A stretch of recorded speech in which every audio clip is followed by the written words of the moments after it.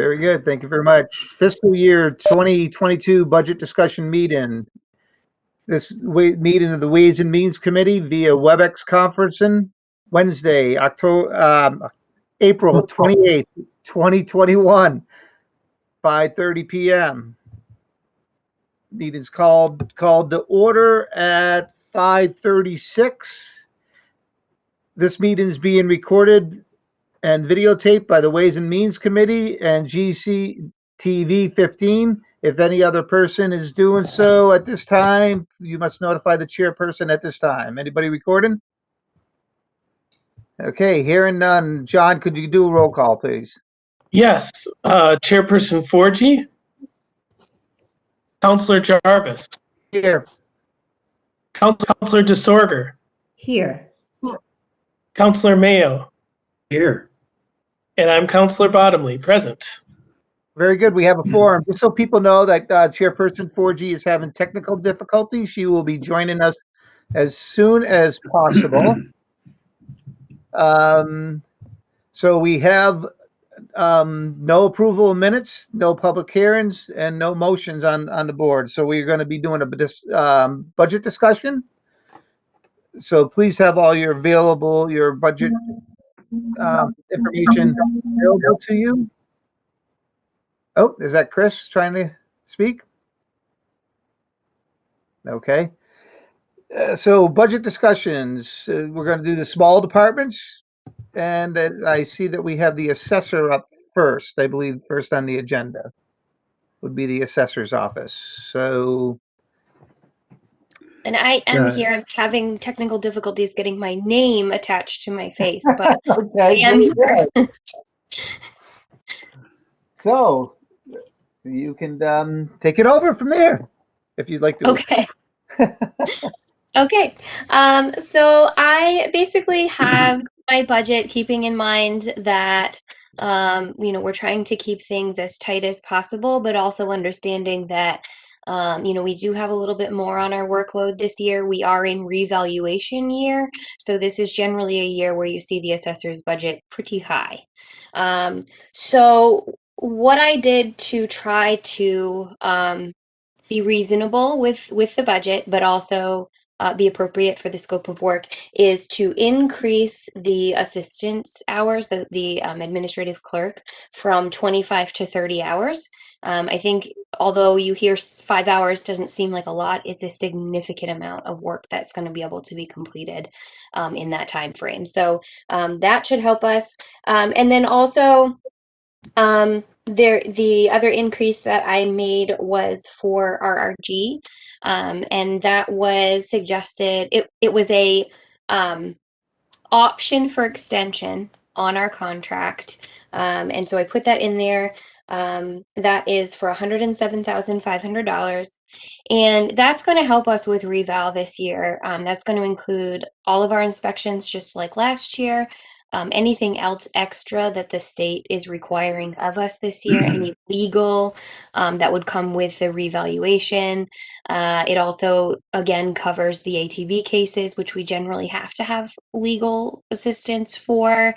Most cities and towns, I would say 99% of cities and towns, have an attorney go with them to any of their ATV cases. So by having RRG, that takes away the legal fees for us. You will see the Board of Assessors as of right now. I've kept that the same. I understand there might be some changes, but for now we have still 2 members that are getting paid. So that stayed exactly the same at $5,400.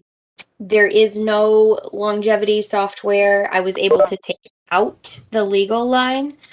So that was $1,000 that was removed from my budget because we don't need it with RRG because they're able to cover that. The recording is, you will see, I did increase that a little bit. And that's because there's been more sales, which means more deeds. So more pieces of paper coming through. In the past, we've been a tiny bit under on that one. But with the increased amount of sales that there's been over the past couple of years, I just thought that adding a little bit extra to that was probably appropriate so that we don't get negative. School, I left exactly the same because we have well, there's a couple of things happening. I had one class that I needed to, which ended up being offered this fiscal year. So that has been covered. However, we are potentially going to be having a new board member depending on the election and who runs and so on and so forth. So they will need to take a course. And also we have the administrative clerk who has not yet had a chance to take any courses, which it's not required for the position. But of course, the extra schooling is always a nice thing. Makes everything run smoother. The more knowledge, the better. So that's where my $1,500 came from there. And I think the only other place that went up was advertising. And that was because the cost of ads in the newspaper has increased. So not really much I can do there. I was also able to decrease the mileage reimbursement because many things, I shouldn't say everything, but many things are being offered online now. We really don't need as much as we had in the past. In the past, I think I was even going over $200 with all the amount that I was traveling to take all my courses. But now that everything is offered via Zoom, we certainly don't need that much money. There are still some seminars and things that happen within Franklin County that may or may not need to use the cost. But that I believe. Oh, and I'm sorry. The last thing I did increase was our dues, and unfortunately, there's nothing I can do about that. The MAAO has increased our dues, and we do now have IAAO that we are involved with, and that is International Assessors Association. So that is laws, rules, and regulations that are followed across, actually across the world. And then there's specifically the MAAO, which is Massachusetts Assessors Association, and that's much more specific to us. So that's basically where my increases and decreases have come from, and I'd be happy to answer any questions. Very good. Thank you. Counselors, we'll do the same format that we have been doing. Doug, I see you have your hand up. I do.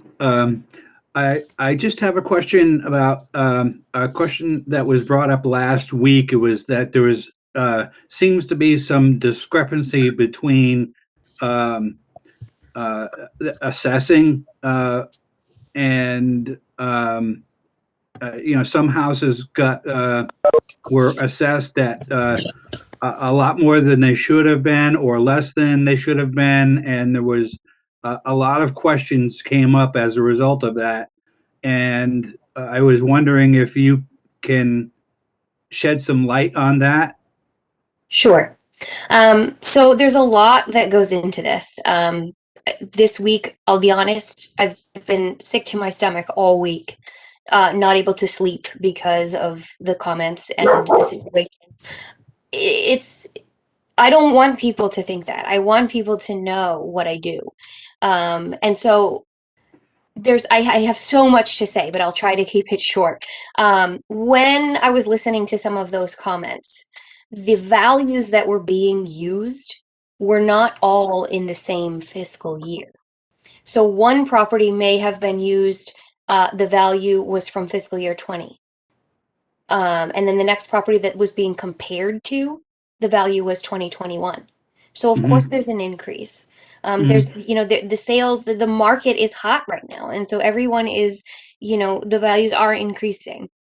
What I can also say is that the assessor's office across the state of Massachusetts, I can't speak exactly for other states because I don't know exactly how their laws work, but across the state of Massachusetts, we have the state over our shoulder all the time. We are in contact with the state for help, for many, many reasons. But not only that, we have laws and rules and regulations that if we don't follow, they don't set our tax rate. They don't set our values. We don't get our tax bills out on time. They don't care. They want us to do what we need to be doing to be fair and equitable. So I think that some of the comments that were made, maybe people just didn't realize that. And I don't expect people to know everything I do, because this is Right. really a specialty job. Before I worked in the assessor's office, I didn't know all the things that this job entailed. Yeah, So if I may just, I don't mean to cut you off, but we need to and I do respect your position, but we need to concentrate on the budget. So if the questions could be in regards to the budget, that would be helpful tonight. sure. And So I can respond to that in the way of the Well- budget as well, whereas the consistency of the assessor's office is super important. And where I'm going with that is that if we keep looking for a new inspection company and switching in and out, we go to Mayflower, we go to RRG, there's a company called RRC, maybe we go to them. We're not being consistent, and a huge part of the assessor's office is consistency. So this is why you continue to see me put RRG in our budget. And if I could just comment, I would say, Counselor Jarvis, this is about the budget. It's about money that we're talking about that the city has to deal with. So it's money that's supposed to be accounted for.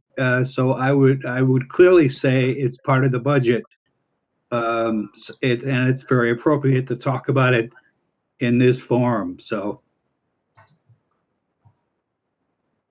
I can't see everybody else. So if you do have a comment, you can just speak up, because I see a lot of low bandwidths out there tonight. Doug, were you done? Yes, I am. Thank you.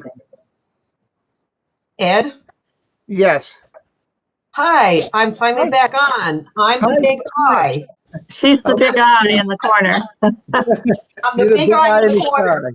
Okay, so we had I started. cannot get in any other way. So Okay, that's good. I'll catch you up to date. We started. We just did the assessor's budget, but now we are taking questions. So that's where we are right now. We're taking questions. can you tell me what questions have been asked so far? The question came from Councilor Mayo, just a little bit of explanation about the discrepancies in the assessor's assessments that were brought up at the city council meeting. Okay.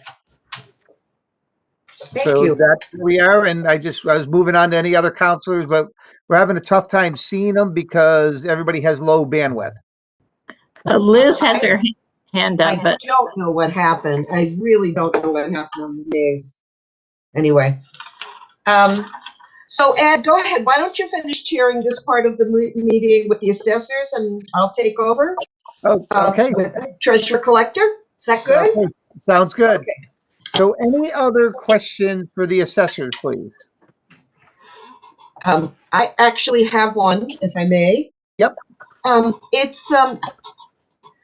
It's in regard to the contract. So I don't know if it's actually a question for you. This is the RRG contract. So Kim, I'm not sure if it's yours, Mayor's, or Liz's. So I'm going to ask. So we all have a copy of that contract, and I see that the contract was 3 years, and right now we're in the last of our 3 years. And then there was an option to push it out for another year, and an option after that to push it out for another year. So my question is, well, first to the mayor, I'm assuming that you made the decision to push it out for another year. I believe that probably happened under Bill. I don't recall doing that. I honestly did not have anything to do with that contract.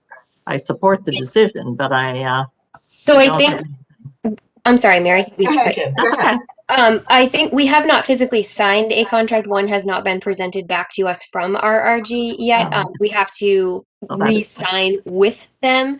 But as you see in my budget, I have budgeted as if this is the intention.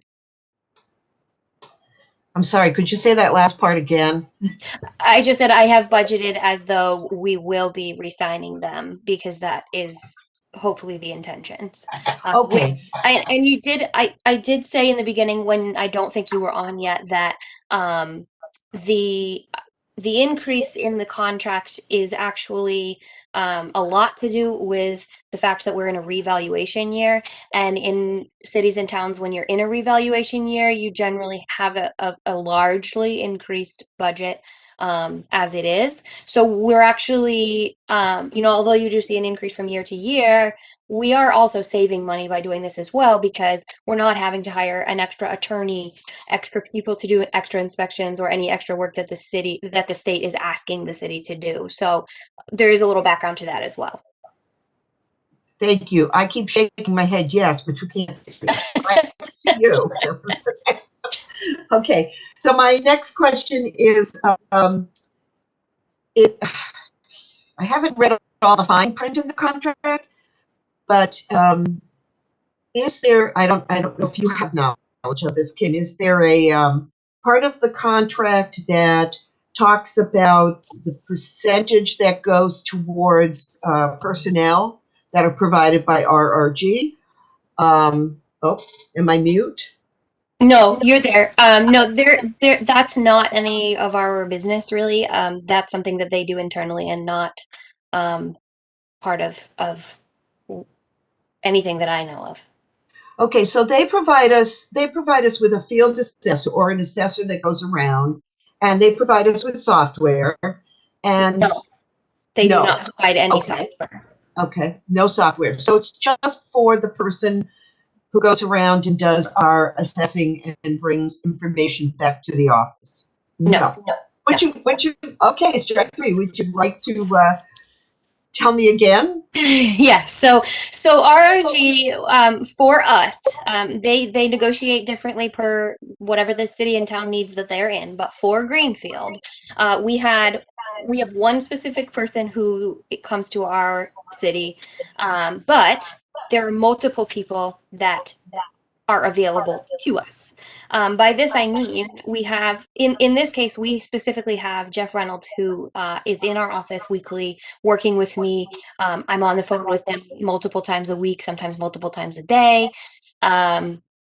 Then we also had another person that was in the office with us as well when I had just come back from maternity leave. And so they were just helping to catch us up from all the things that hadn't been done during that time frame. Right now, she is currently in another town, so we just have Jeff. But if we need some help with personal property, we have contacts that will help us with our personal property.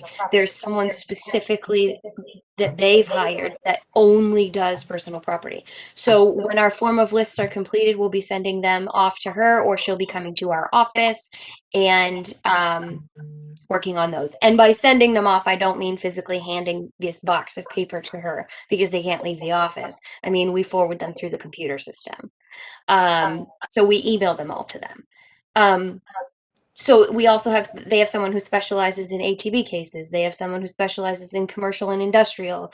They have someone who specializes in solar. So any little need that we might have, we have a resource through them to get the information. So it's not just one physical body. We also have a team of inspectors that come out, and it's the same people every year who do our building permits. We have, people who do the cyclical inspections. It's the same people every year who come to Greenfield and do these inspections, as well as myself. I am shadowing them currently in many inspections because I'm fairly new to that, and I don't want to just jump the gun and go out there and have my work be completely different than theirs, because there's your inconsistency and there's where you come up with some issues. So it's not just one person. It's many, many, many people at any time of the day, week, it doesn't matter what you need, you get an answer within a couple of hours. Thank you very much, Kim. I appreciate it. Hmm. Okay, I see Liz has a question. Go ahead, Liz. Oh, no, I just had a comment. Okay. We also would be paying, I don't know if you recall, but when it's a reval year, usually bumps up a lot. Yeah. And it's included in their price. Secondly, what folks forget is when they look at costs, they forget when you have staff members, you're paying about a 35% fringe benefit rate. So when you just look at something and say, oh, that's a salary, no, it's not. So the other thing I would say too is that the mayor and Kim and I met, and we plan to have a more detailed session on this because of the meeting the other night, and that there was a lot of inaccurate and incomplete information given. But we want to go through it all with you, which is very detailed. So we came here to discuss, the budget, but we are going to be scheduling something more in depth with you all. Not in May, however, June or July. No, that's perfectly fine. I agree, not in May. Thank you. That actually, I'm happy to hear that, actually. I think that would be an important piece. I also just want to point out too that I'm happy to give any information that I am able by law to give. And when people come with questions, whether it be phone calls, emails, in person, whatever it is, those of you who've come to me with these questions know that I will bend over backwards to help you understand what it is that I'm doing and why. I had a conversation with someone today that didn't go as they would have liked it to go.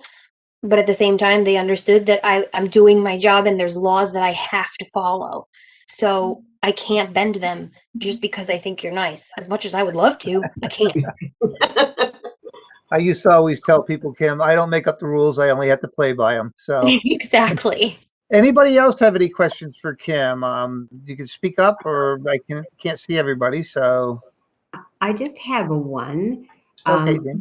Would you say that the assessing firm is there like 1 day or 2 days a week? It really depends on the week. Sometimes they're physically in the office 1 day a week. Sometimes they're physically in the office multiple days a week. But I generally am on the phone with them for one reason or another multiple times a week. Depending on what's going on in the office, it could be every single day. Okay, and their budget line item was like 107,000, I think. That's correct. It was 107,500. Okay, thank you. That's all. Anybody else? Yep. Yep. Okay, Doug. Yep. Can you hear me? Yep. Yes. Okay. So I think it would behoove us to have a retraining not only to the city councilors, because we're going to have to explain this to the residents that we represent, but it might even behoove us to open it up to have a part of a town council meeting deal with assessing and how that's done, because it was the residents who brought this issue up, and they were I think it's more that they need to be educated than us on the council.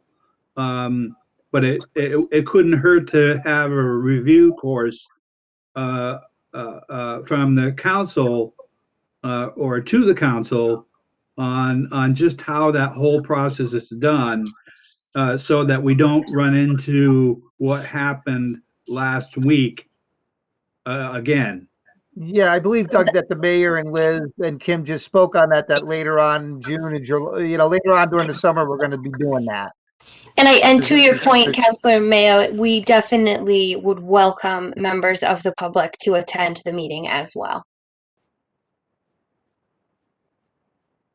Thank you.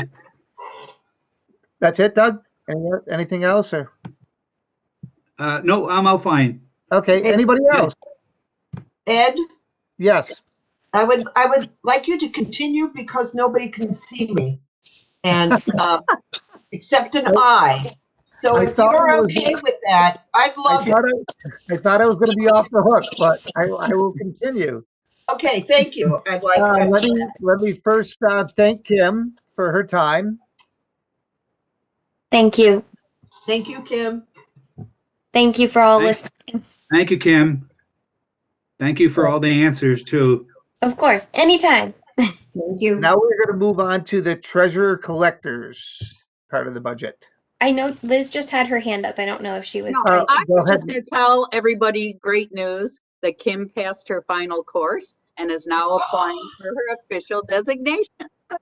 Very good. That is Congratulations. wonderful. I had to take it yesterday. Lot of Yeah. courses, right, Kim? 8 courses, yes. Fabulous. That's all. Have Fabulous. some champagne. Absolutely. That's something to be Okay. very much proud of. That's Thank you. I am very proud. It was eight long classes and 8 very hard tests, but 8 nights of being sick before the exam because I'm nervous wreck that I would fail them, but I passed them all. I understand it all. Congratulations. Thank you. Okay, so treasurer collector part of it. I Hello. believe. Yes. I'm here. There you go. We know who's up next. Yes. So I'll just briefly go through my budget. It's not a whole lot changes from year to year with me.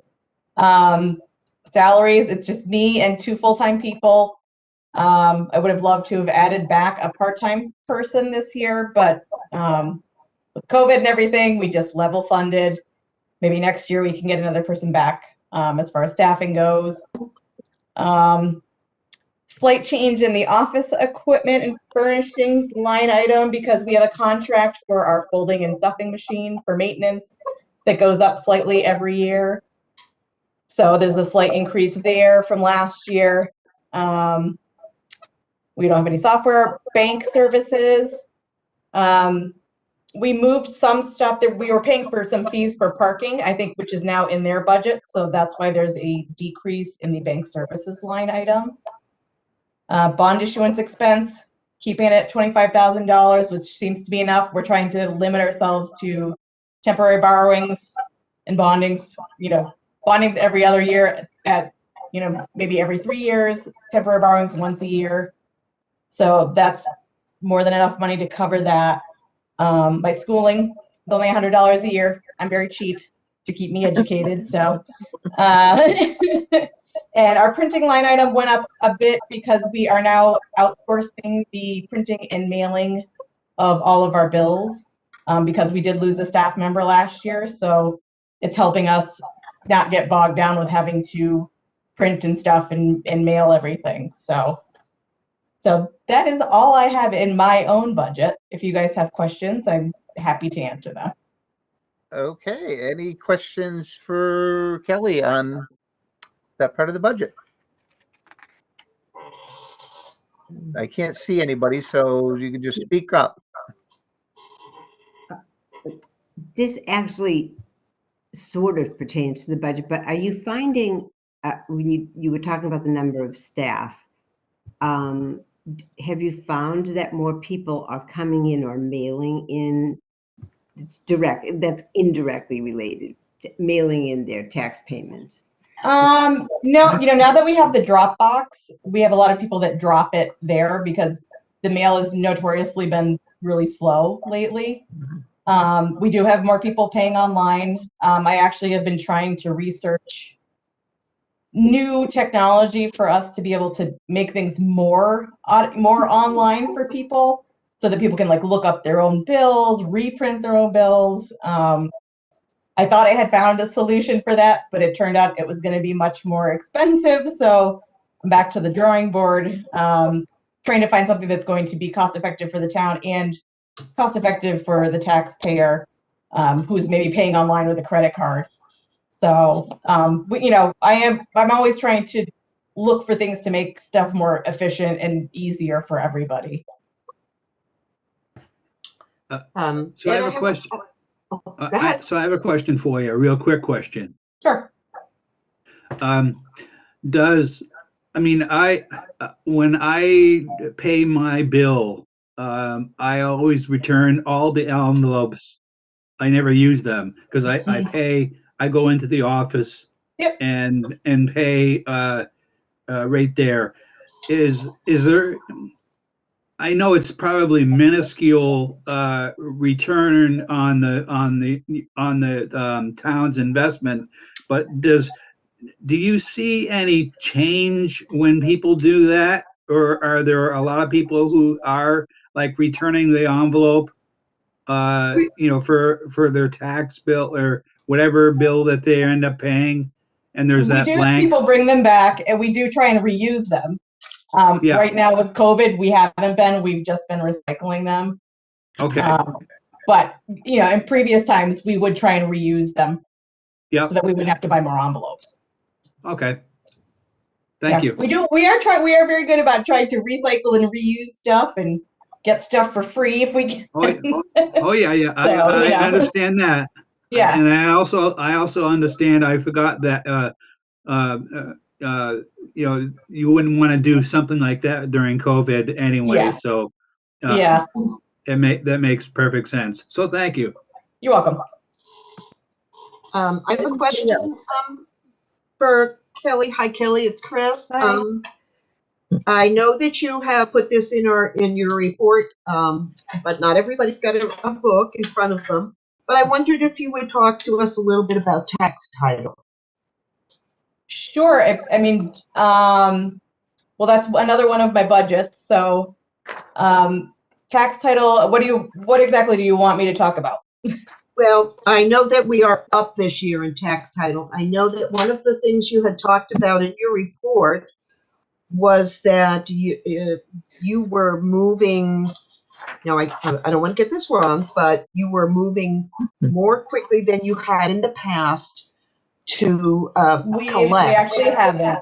No. I'm sorry?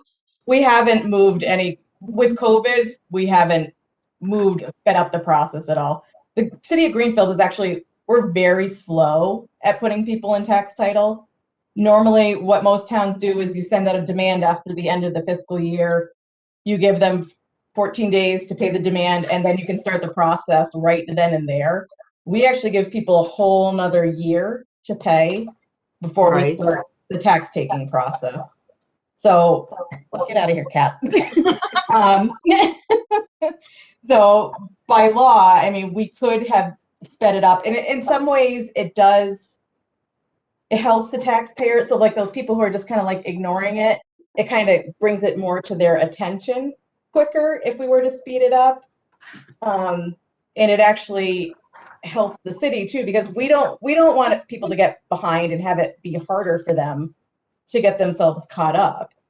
And also if they get behind and they contact me quicker, we can maybe put them in touch with services that can help them, put them in touch with the assessor's office for abatements before it gets, too hard for them to get caught up.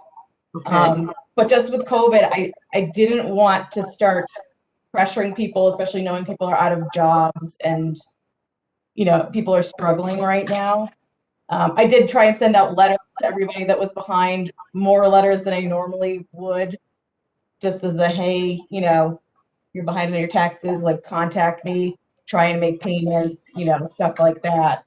And if we were going to speed up the process, that's definitely something that like Liz and the mayor and I would have to talk about, whether it would be beneficial for us to or not.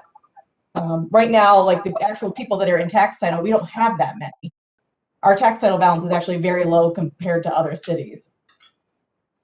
So at this point, I don't see the benefit in doing that just because of the state we're in. But certainly it's something, if our tax title balance starts to grow, we might want to think about doing it. But right now I'm not looking to change the process.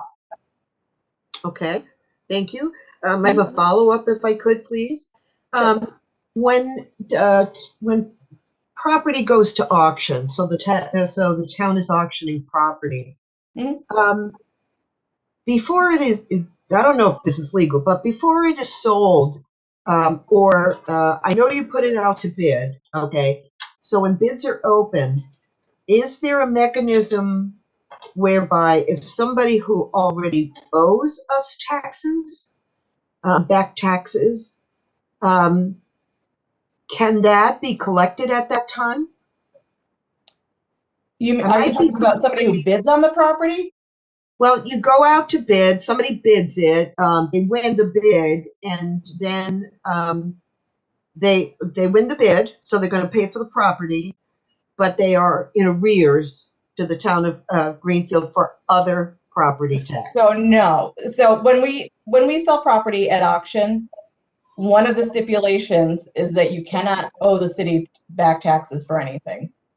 You are disqualified as a bidder if you owe the money, the city money. Oh, I didn't. If you're an arsonist, or there's a couple other stipulations too. But. Okay, so like if there's a person bids, wins the bid, but on another piece of property that's owned by that person, and they're in arrears, there's no mechanism where you can collect that money or. No, I can't. Okay. I can't forcibly make that person pay the money in order to get this property he's trying to buy, he or she. There's nothing legally I can do to force that. Okay, thank you. And anybody else have any questions for Kelly? Yes, there is. Okay. Isn't there, I think the state does this, but isn't there any way that if somebody is in arrears in the tax payment, and I've run into a couple of situations where it's happened, and the Board of Health has had to go out on a couple of houses to because the house has been complained of, and also what also has happened is that they have not paid their taxes, and I'm wondering, and so there's no way that these people are penalized in any fashion, and I know in certain circumstances the state will not renew your driver's license if you're in arrears in certain situations. Is there any way that the town can do something like that, or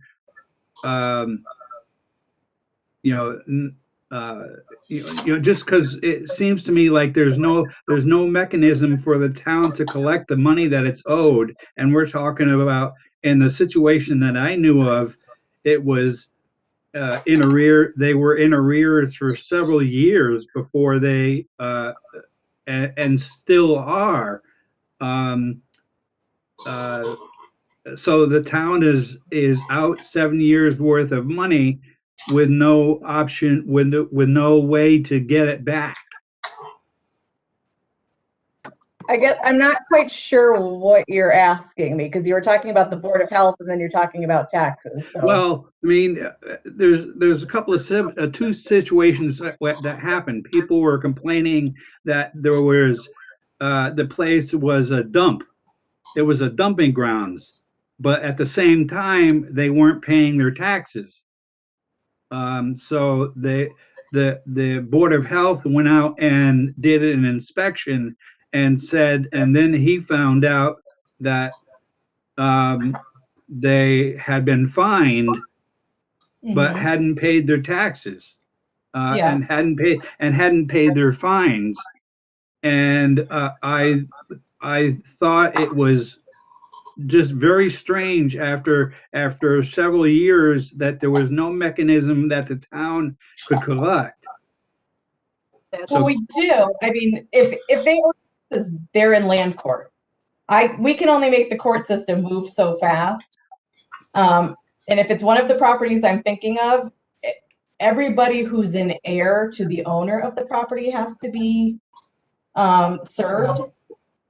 And in some cases, there's no probated estate, and it's heirs of heirs of heirs of heirs of heirs. You know, like the court will not allow us to foreclose or do anything until everybody has been served in the case. So from my perspective, I always pursue anybody who owes taxes. The city has also adopted a mechanism for you to lien any of those fines that like the health department, building department, fire department assesses to any of these properties. We can add that to their taxes. So it's not like it goes unchecked. I mean, we always pursue all these things, but how fast it happens is sometimes Right. beyond my control. Right. Well, I'm glad with, you know, what you had just said was exactly what I wanted to hear, is that, you know, you could add it to their taxes at the end of the year, and also maybe if you wanted to add the fines on there as well for not paying for several years, you could do that too. Yeah, we're still, I mean, we still haven't gotten a mechanism together to do that, but it is accepted. We are working on it. Kelly, Okay. can you verify that when we have an auction and tax foreclosure, Yep. that the taxes are paid off that are owed? We try and get enough money to cover that. From the proceeds. Yes, we try to. Okay. It's not, I mean, you have to remember It's not there's tons of interest and everything that are factored into what, you know, what we consider Right. the balance. But yes, we try and sell it. Most of the time we sell it and we make a decent amount of money on the property, which goes back into the general fund for the city. Right. But the taxes that were owed get cleared up. Yes. Okay. Yeah. So that does eventually get paid. In a way. That's all my point. Yes. Yes, I got it. I got it. Thank you. Okay. Okay. Jenny, did you have a question?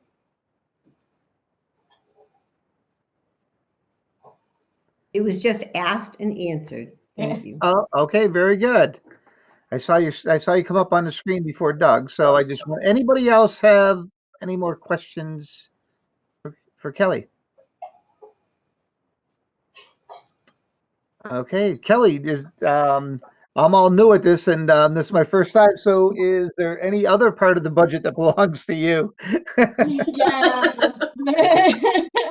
The debt belongs to me too. There you go. Okay, I'm not going to let you off the hook then. No.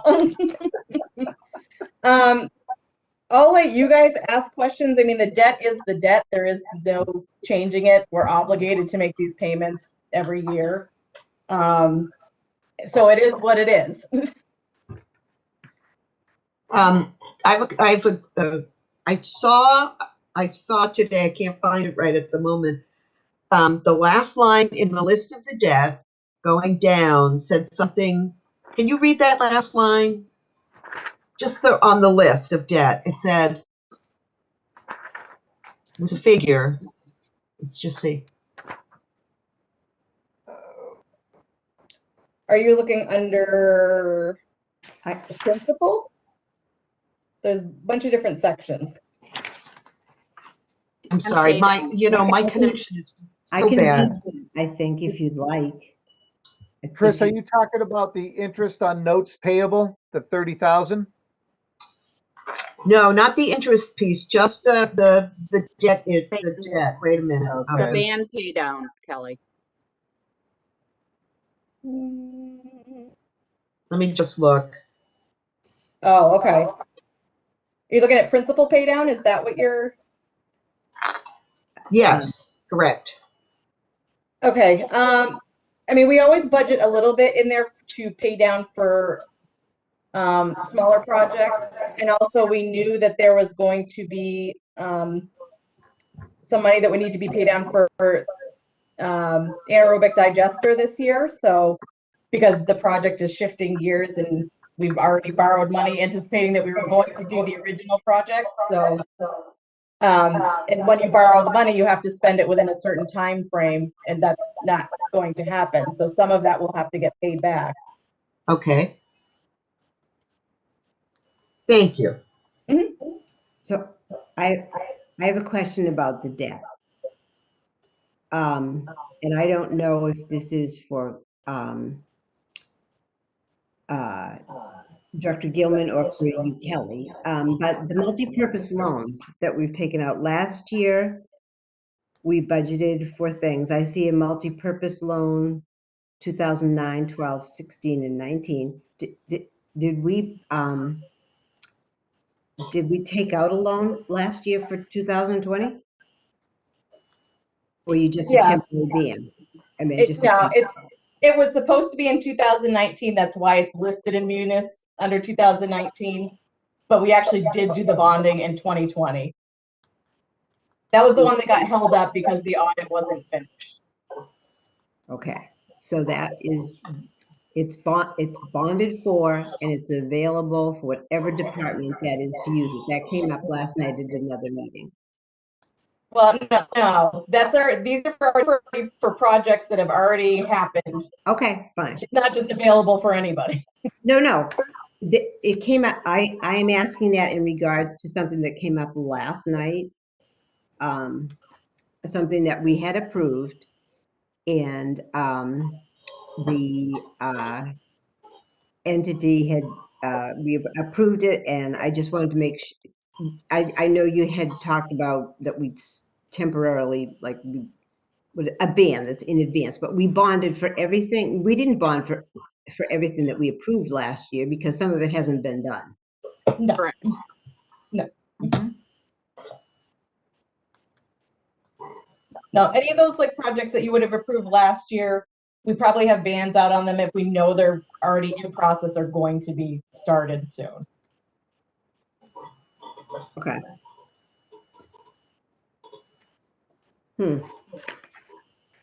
Anybody else? Is that, follow up, is that the usual amount that we pay down, the principal pay down? Or have we in other years paid down more? We've paid down more in the past. Like, how, do you have any idea how much more? Liz has her hand up. She might remember what that is. No, I'm not remember. What I want to say is when you've had a ban out for a certain amount of time, you have to make a mandatory principal pay down on that. So that also influences that amount that's in the budget. Yeah. Everything we had bans out on, we bonded this past I forget what year we're in. August of 2020. Yeah. 2019. Yeah. Like it all blends together now. But so everything that we have new for bans, we're not into that period where we have to make a pay down yet. Next year we will have some of it will have been out for 2 years, which is the magic number for when you have to start making pay downs. So next year we will have to pay down a little bit. So the multi-purpose loan in 2019 was not for anything that we voted on last year. It was for the year before, correct? It could have been the year before, could have been several years. 3 years Okay. before. Yeah. Got it. Thank you. Anybody else? Okay, not seeing anybody. I think Kelly, other than my when I pay my bill, my check writing fee went up 25 cents, but I guess I can deal with that. But that's Yeah, the way but now you can that's pay it the way I prefer to you want, pay it's for only it. 50 So, cents. so there we go. Other than that, great job. Good to see you again. And I know, I see you. I guess you're off the hook. Okay, I'm gonna stop my cats from destroying things here. There you go. Very good. Thanks, Kelly. Okay, next, I think we have the rec department. I believe so. Let me go back to my agenda, make sure I got this right. Recreation, yes. That's correct. Christy, are you there? Yes, I am, Councilor Jarvis. You're doing a great job, by the way. Thank you. I'm turning it back over to Chris though the next time. I know you weren't prepared. No, you're doing great. So, for those of you that have your budget books, my two-lined budget is on page 151, if that's helpful. My department only has salaries in our budget, so we offer a lot of different creative and innovative programs, facilities, and events for our community, all based upon the budget of 3 full-time staff and 1 part-time staff. I don't know if there's, I can talk a little bit more about what we do, but I think you guys pretty much know what we do.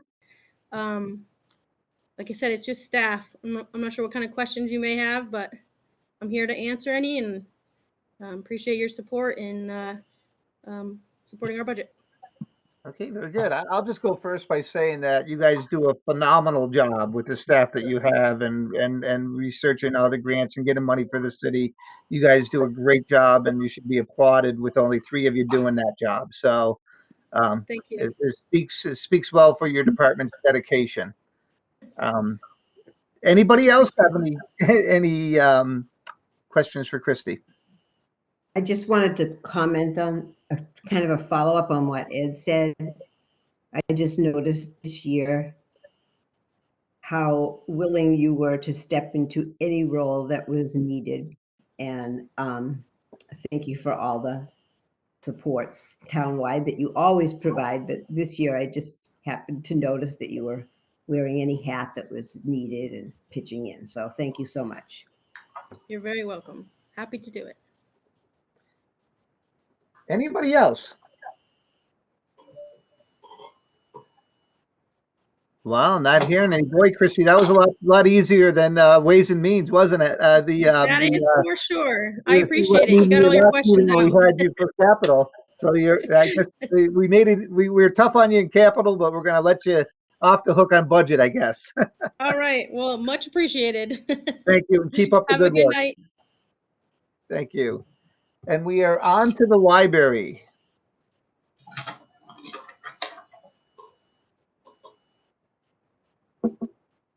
Yes, I'm sorry. I too have not been able to figure out how to have it not say conference@greenfield-ma.gov. That's okay. You're good, Ellen. You're good. We know who you are. So I'm Ellen Boyer. I'm the library director. So I tried very hard to do as Liz had instructed us to do, and that was level fund or provide a budget for level services. And our budget actually came in just a little bit under what it was last year. We had some people retire, we had some people resign during COVID, and we did not replace them immediately because, as some of you may know, the library was completely closed. Our interlibrary loan delivery system was shut down, and our Greenfield Public Library building was closed. We remain closed for public access to the building.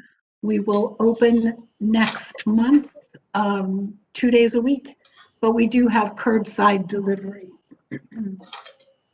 I'm happy to go through my budget line by line if you need me to do that. But the thing I really want to make all of you aware of is the danger in level funding the library's budget every year.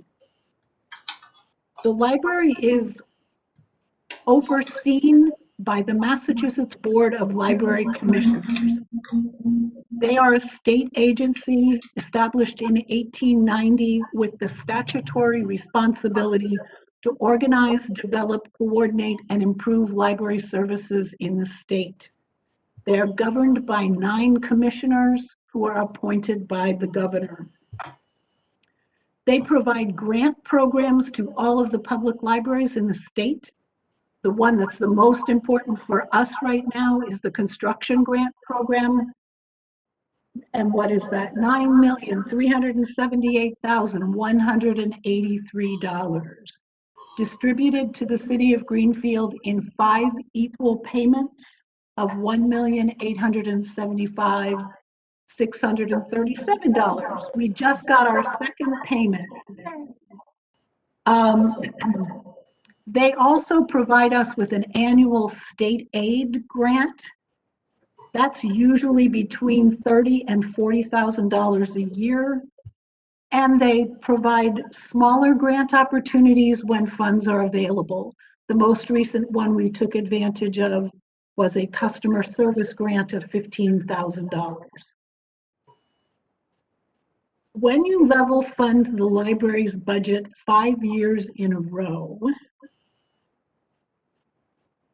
all of those grant opportunities are removed from, you're no longer allowed to participate in those. We are currently in year 3, but thanks to COVID, they've reset everything to year 0.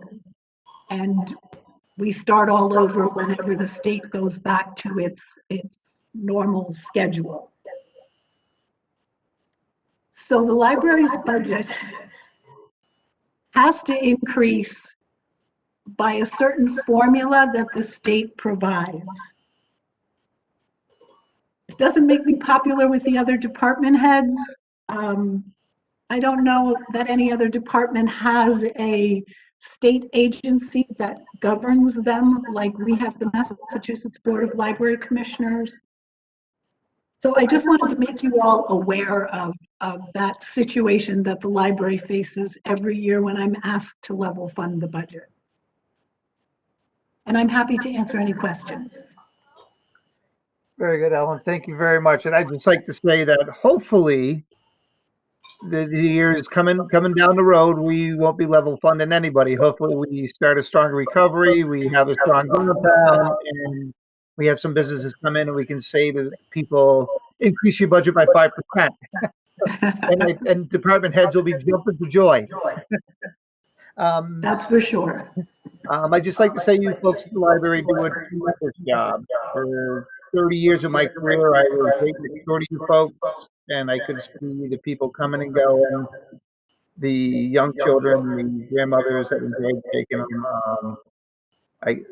People enjoyed it. So it was a pleasure, and we often got visitors after they were done with you. So anybody have any questions on this year's budget?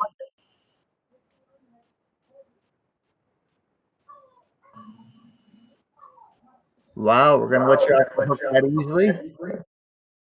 I guess when Thank you. I guess when you're level funded, there isn't that many hard questions that can be asked.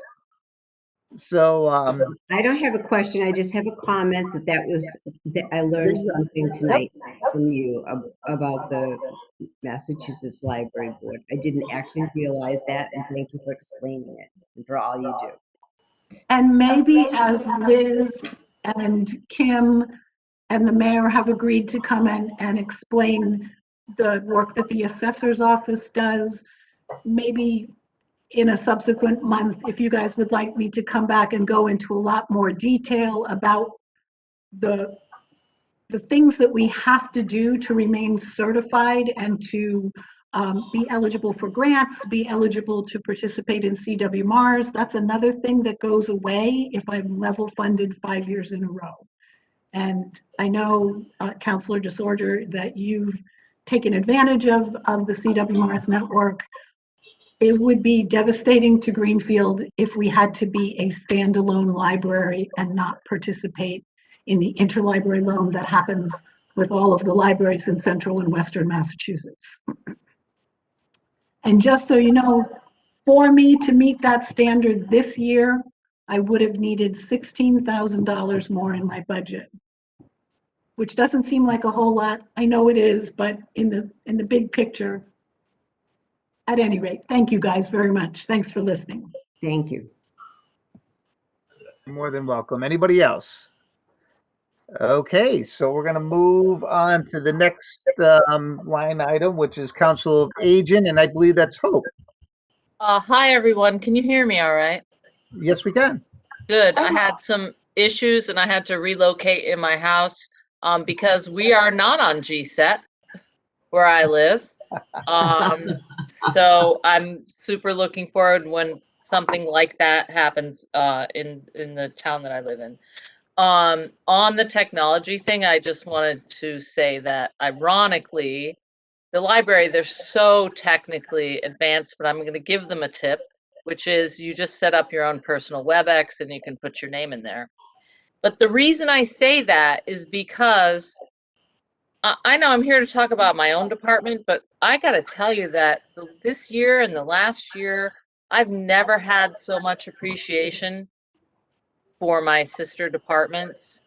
And particularly for technology, when seniors need help, we send them to the library. So, so thank you all. And thank you for inviting me. I can't wait till these meetings are in person because I think we're all seriously, I don't know what the term is, zoomed out, even though we're on WebEx, but it's, thank you all for even putting up with this remotely. We're looking forward to starting up the senior center again, and we're making plans. In fact, today we had, it was really uplifting because we did this, you know, very old school sticky notes with different colors, and we're thinking about which programs are going to be in which room. So after a very long year or so, we were, our building was very well used by the Emergency Operations Center, and I cannot think of a higher or better use for your community center than doing vaccines. I can't, honestly, I can't think of a better use. And it's been our privilege as COA staff to work alongside everyone who's been involved in the vaccination effort, from the Board of Health to emergency operations to public safety, everyone. It's just been really just very moving. So thank you for that. But yeah, we are definitely ready to, we are ready to get started. We did close our doors to the public, to the building, but we were still there just like everybody else, you know, working from home. But we were lucky enough to have offices that we could return to. And we opened the senior center for 4 months in the middle of the pandemic, where very few senior centers did that. And I just want to acknowledge my staff for being brave enough to do that, because that wasn't easy, but it was very meaningful for all of us. So when we weren't open to the public, or at the same time that we were for those few months, we were doing Are You Okay calls. We have been out curbside doing grab and go lunch in all kinds of weather, myself and our activities director. We do our food monthly. We're launching our senior tax work-off program. And because the vaccine clinics are located in our building, I know everyone gets vaccine calls. I cannot imagine a department that doesn't get them. But because it's in our building, that's a large percentage of the phone calls and emails that we get, and I'm proud to say that I think we've done a great job with that. But let's get to the budget, because that's the topic of the meeting. I submitted a reduced budget, and my motto this year is, I cut the budget so you don't have to. Now, the reason I say that is not because I don't think we deserve it, but we're really in a big transition, right? We moved from our little mom and pop senior center over in the Weldon, which was great, to our beautiful new community center. And we were there for a year and everything was great. And then the pandemic hit. And during that time, we've had some time to reflect, and we don't want to just return our staffing levels to what were there 35 years ago.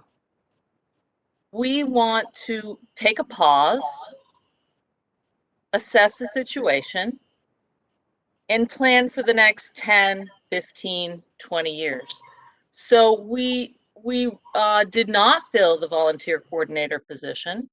We're leaving that open. The 3 remaining staff, we've been working together for quite a long time, and we are fine with working extra hard this year on behalf of the residents of Greenfield. And we're also at the same time doing a staffing assessment. And rest assured, for the FY23 budget, it will not be at this level. But it's an eye towards what do the seniors need, but also what does Greenfield need for a senior center that is housed in a community center. And we're going to take this time and this year and assess that, particularly with an eye towards the after hours, which we know there's an appetite for that. And so we're assessing.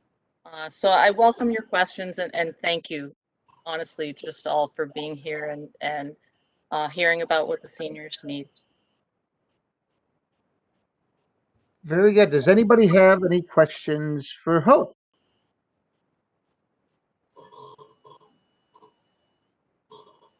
Wow, seeing that you went above and beyond and cut your budget, I guess there are no questions for you. I do have a question. Okay, Not very good, Doug. Yep. Not a question, but a comment. But I want to thank Hope and all her staff for what they've done this year. They went out over and above what they were expected to do, and Greenfield expects a lot of their staff, and you guys rose above that, and we want to thank you. So on behalf of Greenfield, I thank you. Thank you. Okay, thanks, Doug. Anybody else? I'm sorry, Carol. I can only be the city councilors. I'm sorry. I saw your hand up. I just thought I'd recognize that. I did see it. I too would like to reflect, Hope. It's been great. I volunteered a lot during the pandemic, giving shots over there. Great facility, and I'm glad that it's going to be turned back over to the folks that can enjoy it and are proud to have it and call that their senior center and their community center. So you guys do a great job there. Thank you, Councilor Jarvis.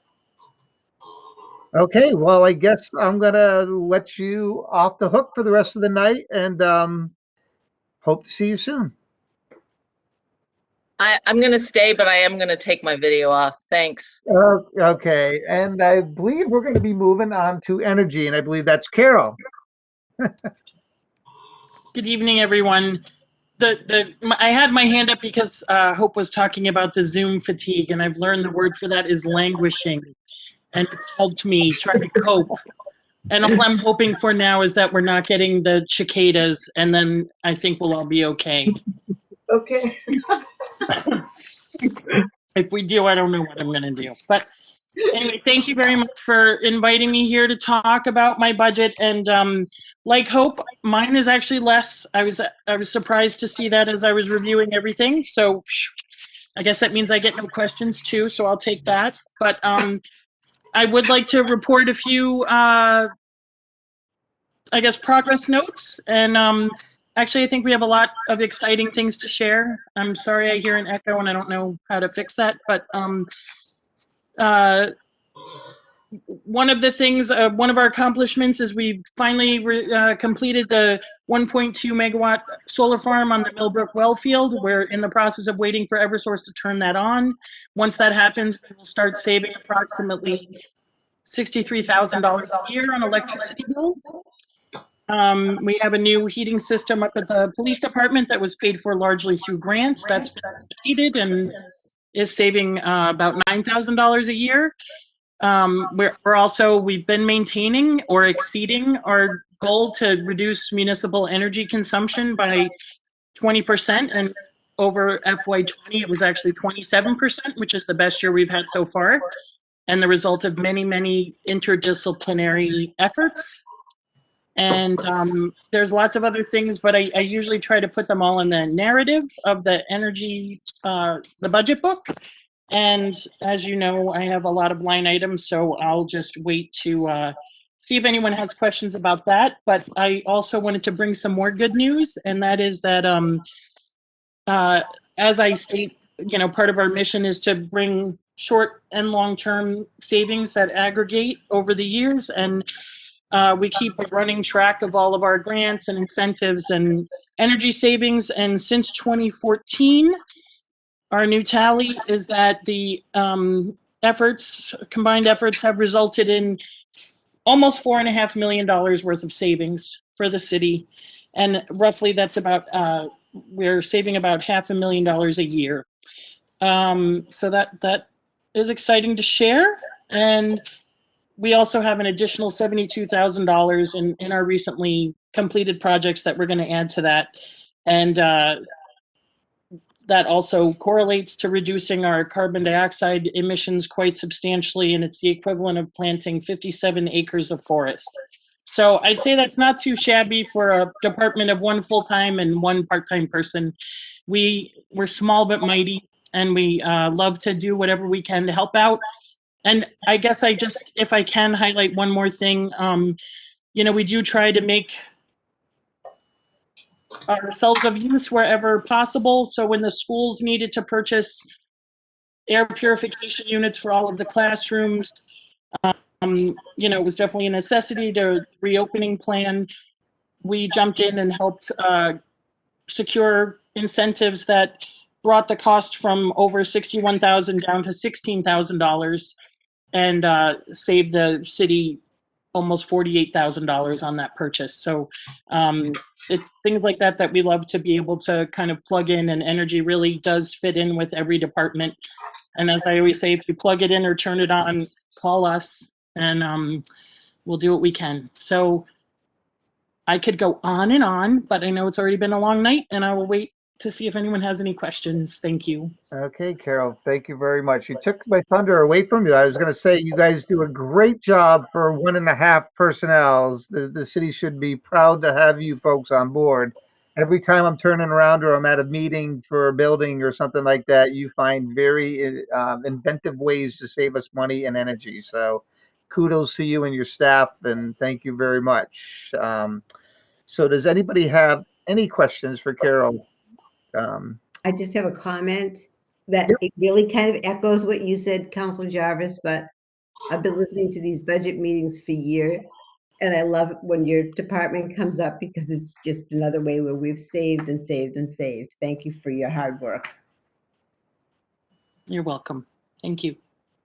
Councilor Jarvis, I have a quick question on the budget. Carol, I noticed that there's an increase in the cost of oil for the fire station over last year. Can you talk to us about that? I can. So as of right now, and I think for anyone who's been on the council for a while, you've heard me say some of my things, but this is kind of like a, I have to get out a crystal ball and try to predict the future. But sure, I understand. As of right now, the fire station is supposed to move to the temporary location as of, I think it's now August. It was earlier. So I had budgeted the full year of them at the temporary station, which will actually be propane fired for heat. And so it's somewhat of a guess because we don't really know what the usage is, but it's based on pulling information from similar types of buildings and using the current costs for propane. And, I'll adjust that after we get through that first winter. They're supposed to be there for about 2.5 years as of right now. So, again, I try to make the best estimate I can, but I prefer to err on the side of caution so that we're not under budget. I do hope that number is actually lower than that, but I think it could be that high. Okay, thank you. I appreciate it. You're welcome. I'd almost venture, Carol, that the temporaries are going to be more airtight than the present fire station. It's pretty breezy. I hope so. I know. We'll see. It'll be, a lesson for all of us. So any more questions or comments? Wow. I guess you are off the hook for the rest of the night, Carol, and keep up the good work. Thank you for all you do for the city. Oh, thank you all. I'm happy to do it, and have a great night. Okay, I now see GSET, and that means that we have Mr. Lunt. Good evening, everyone. Thank you very much. GSET, unlike some of these other departments, operates with an enterprise fund. And I do want to go through a few different things for you, but the first thing I want to say, and the most important thing, is that for this upcoming budget, we do anticipate that GSET will be operating in the black, and that we will be covering our operating expenses with our revenues going forward. It was a lot of work to get there, and a lot of expansion, and that's something that we feel pretty good about. You may have noticed that we have just finished expanding into the Deerfield Street area. We are moving on now and moving up Berniston Road. We're going to spend most of next year working in North Greenfield, up Berniston Road, and west over Severance to head to the Barton Road area. And hopefully we'll be going, taking a right and heading out to Adams Road on Long Plain Road as well too. We think that will let us cover about another 650 most likely additional homes. So we're continuing to build out. We're continuing to cover more people. I like it when Carol shows how much she's saved, because they've done a great job doing that. I can tell you that right now, on average, Greenfield is saving, GSET is saving Greenfield customers over $1 million a year over what they were spending before on their internet and TV bills. And we think that will only continue to grow as we grow customers. Our goals for the year are to increase revenues by a third. That sounds like a lot. It's actually pretty far down from what we've done in the past. As our base gets bigger and bigger, it gets harder to deliver 50 and 100% increases on that base. But we're at the point now where we're pretty good at projecting how much new business we'll get from new areas and what continuing business growth we will get out of current areas.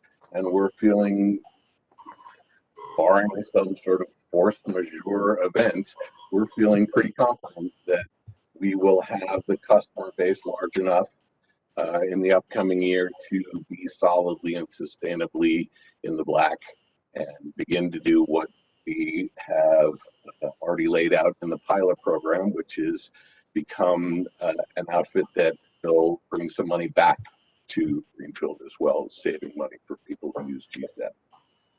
There are a couple of things that rose in the budget, and I think one of the important things to realize is about 50% of those are items that are variable with sales, with revenues. So for example, the single largest one is when we get a new customer for our bundled internet and TV, we have to pay for the TV content like everyone else does. And that's about a third of the increase in and of itself.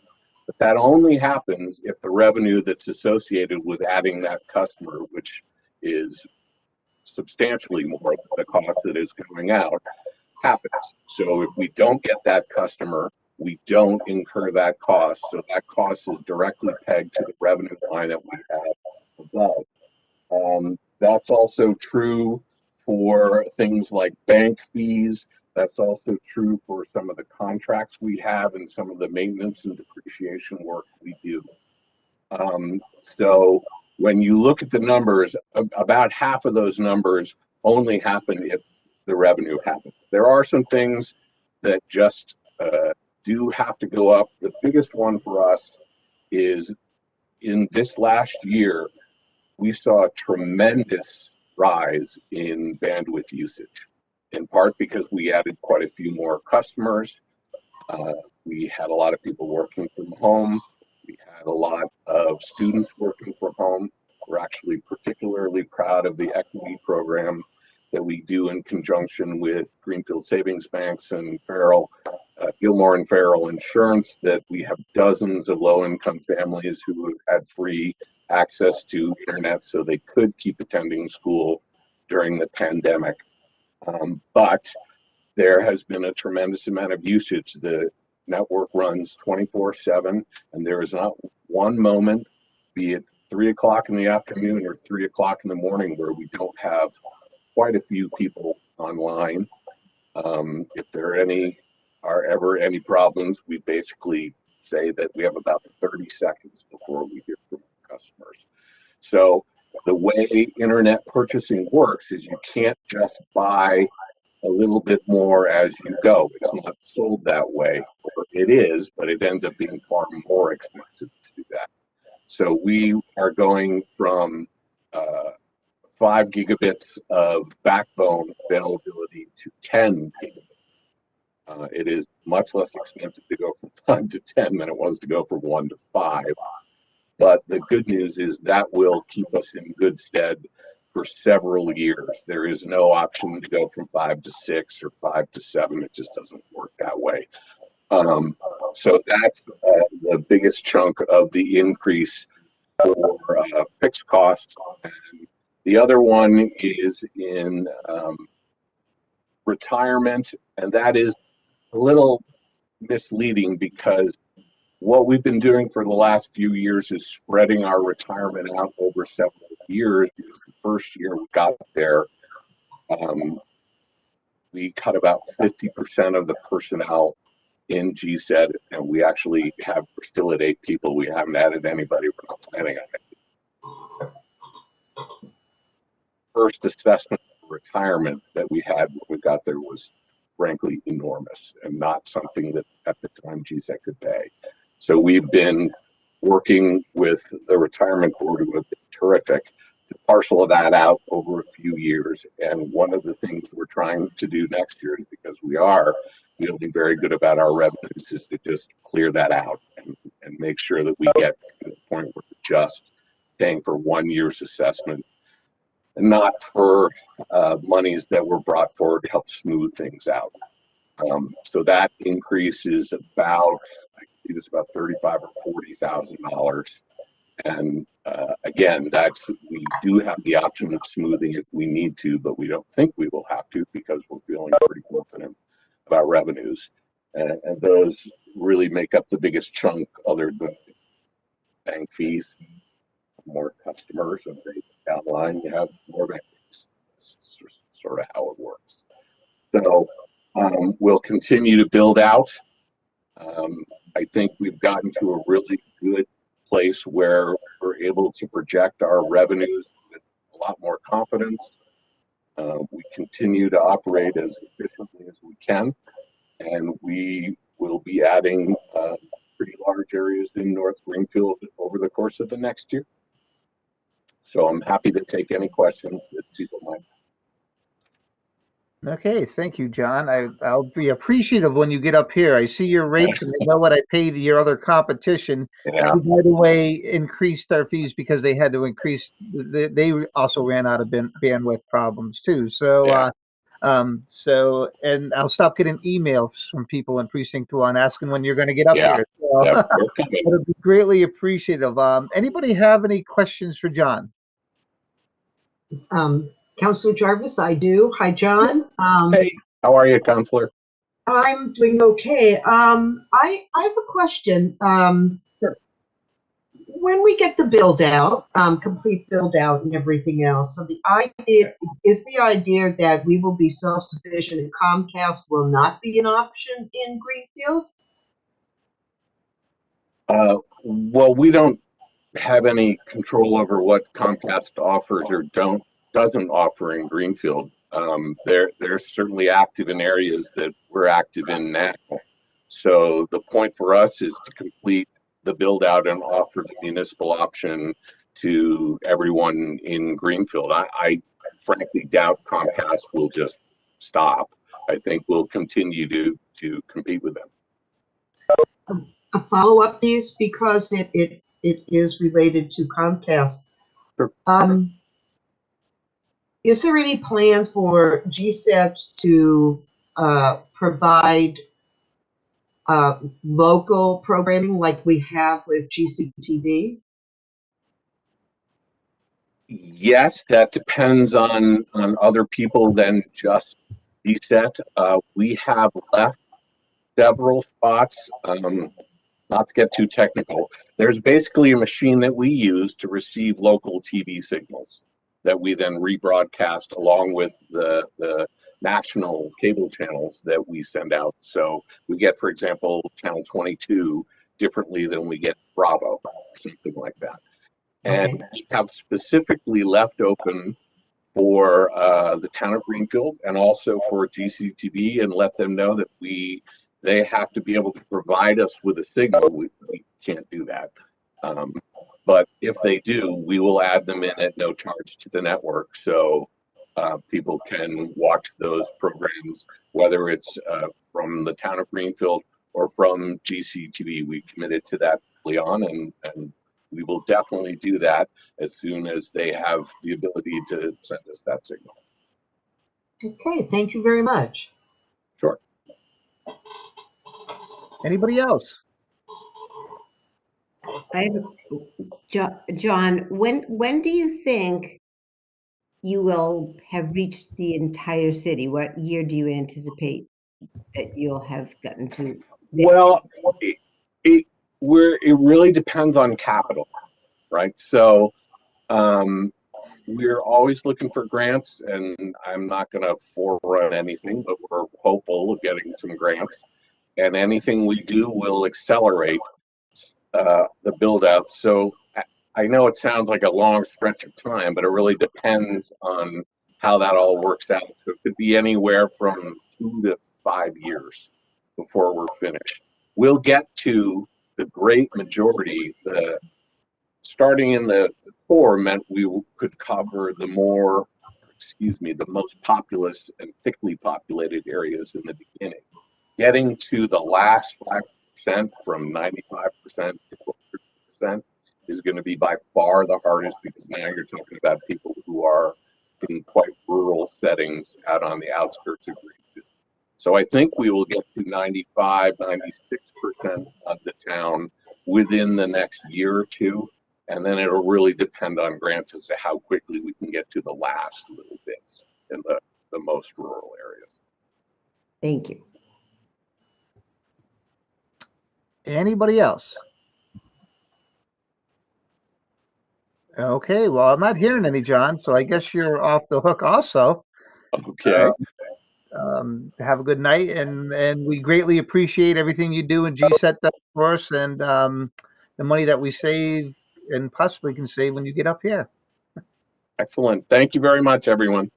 Thank you, John. Have a good night. Okay, that's the end on my agenda that I see. Now we're moving to other business, which is none of it.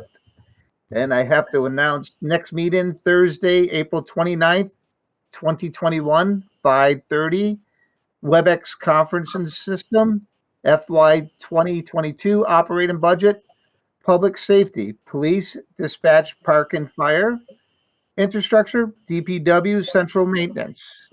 Will be the April 29th meeting at 5:30 via WebEx here. So I will entertain a motion for an adjournment. So moved. So moved. Second, Mayo. Second from Mayo. Very good. Thank you, folks, for your time. Thanks all of your department heads if you're still on. Mayor Liz, thank you very much, and we'll see everyone tomorrow. Thank you, Ed, very much for your job for chairing the meeting. I think we'll hire you. Thank you.